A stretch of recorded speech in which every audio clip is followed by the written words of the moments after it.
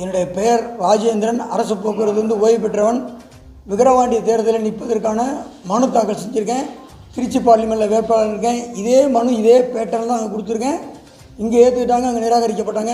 நிராகரிக்கப்பட்டது தப்புன்னு நான் திருச்சியில் போராட்டம் பண்ணியிருக்கேன்.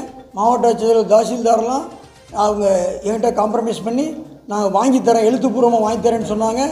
எழுத்துப்பூர்வமாக வாங்கித்தரேன்னு சொன்னதுக்கப்புறம் வாட்ஸ்அப்பில் அனுப்புன்னு நான் சொல்கிறேன். அதுவும் நடக்கலை. நான் நேரடியாக விக்கிரவாண்டி போனேன். ரிட்டன் எனக்கு எழுத்துப்பூர்வமாக எந்த மனுவும் கொடுக்கல. அதனால் கண்டித்து நான் நோட்டாக்கு ஓட்டு கேட்டு போராட்டம் பண்ண கூண்டுக்குள்ளேருந்து நோட்டாக்கு ஓட்டு கேட்க போகிறேன். நாளைக்கு போய் மனு கொடுத்து அதுக்கான பர்மிஷன் கேட்க போகிறேன். கொடுக்கலன்னா நோட்டீஸ் அடித்து என்னோடய கொள்கை என்னன்னு நோட்டீஸ் அடித்து பிரச்சாரம் பண்ணி நோட்டாக்கு ஓட்டு கேட்க போகிறேன். ஏன்னா மற்ற கட்சிக்கு ஓட்டு போட்டு நான் சொல்ல மாட்டேன். ஏன்னா எல்லா கட்சியுமே எங்களுடைய போராட்டத்தை 35 பேர் நீக்கம் செய்யப்பட்டதை யாருமே கண்டிக்கலை, அது கேட்கல. அதனால் நான் நோட்டாக்கு தான் ஓட்டு கேட்டு பிரச்சாரம் பண்ண போகிறேன். அந்த கூண்டோடு போவோம். அந்த கூண்டை ஏற்றுக்க மாட்டேன்னு சொன்னாங்கன்னா அதுக்கப்புறம் அரசாங்கம் என்ன சொல்லுதோ அந்த வழிமுறைப்படி என்னுடைய கொள்கையை தான் சொல்லுவேன். அவங்க சொல்கிற நான் செய்ய மாட்டேன்.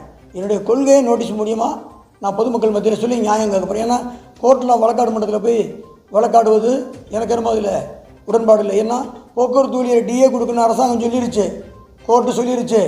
ஆனால் டிஏ கொடுக்க மாட்டான். ஒரு நபர் 1 லட்சம் ரூபா கடன் வாங்கின நபர் கொடுக்கலன்னா அவனை கோர்ட்டில் போடுறான், ஜெயிலில் போடுறான்.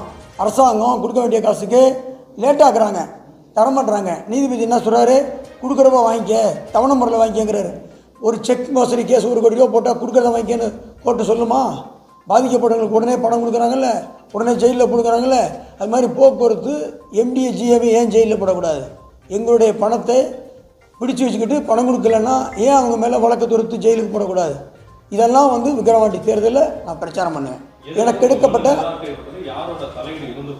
ஆளுங்கட்சியினுடைய தலையீடு கண்டிப்பாக இருக்குது. என்னுடைய மனு நிராகரிக்கப்பட்டதுக்கு என்ன காரணம்னா, நான் 3500 ஓட்டு சாதாரணமாக வாங்கிட்டேன். இங்கே பார்லிமெண்ட்டில் 10 பைசா செலவெல்லாம் வாங்கியிருக்கேன். அப்போ இந்த பொதுமக்கள் மத்தியிலையும் போக்குவரத்து ஊழியர் மத்தியிலையும் எனக்குன்னு ஒரு மரியாதை இருக்குது. நான் நியாயமாக போராடுவேங்கிறது போக்குவரத்து ஊழியர் தெரியும். அது 1000 ஓட்டு இருந்தால் கூட அவர் 500 ஓட்டில் தோக்குறாரு, அது என்னெல்லாம் நடந்துடக்கூடாது. அப்படி என்ன மாதிரி 35 பேர் நிற்கிறாங்க. 35 பேருமே பொறுக்கி எடுத்து நிற்கிறாங்க. ஒரு ஆளுக்கு 1000 ஓட்டு, நான் 30 பேருக்கு 30,000 ஓட்டு, இது நம்மளை பாதிக்கும். அப்படி 35 பேருமே செல்வாக்கானவங்க தான், எனக்கு தெரியும், மக்கள் செல்வாக்கானவங்க. அந்த சாராயம் குடிச்சு செத்து போன ஒரு புள்ளையோட அம்மா நிராகரிக்கிறாங்க. ஆளுங்கட்சிக்கு சாதகமானவர்களை ஏற்றிருக்காங்க. என்ன மாதிரி நிராகரிக்கப்பட்ட எல்லாமே தனிநபர் ஒவ்வொருத்தரும் 1000 ஓட்டுக்கு மேலே வாங்குறவங்க.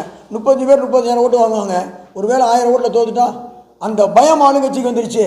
சாதாரண நபர் இல்லை, 35 பேரும் 35 சிங்கத்தை களத்தில் விட்டு விளையாடாமல் ஒதுக்கி விட்டு என்னோட மோதரடியா நான் தான் வெற்றி வீரர் அப்படின்னு ஜகா வாங்கிறது இனி அரசியல் வருங்காலத்தில் நடக்காது. அதற்கான களம் 26ல் ரெடி ஆகிடுச்சு. எந்த சக்தியாலும் தடுக்க முடியாது. போக்குவரத்து ஊழியர் மட்டுமல்ல, மற்ற அமைப்புகளும் எங்களோட இணைஞ்சு வேலை செய்வதற்கான தயார் நிலையில் இருக்கிறோம். தேர்தலை சந்திப்போம். ராஜேந்திரன், அரசு போக்குவரத்து கழகத்தில் ஓய்வு பெற்றவன். தேர்தலில் இருக்கக்கூடிய சட்டங்களில் இருக்க தவறான விஷயங்கள்லாம் மாற்றணும்னு முயற்சி பண்ணுறோம். சட்ட மாற்றம் வரும் கண்டிப்பாக.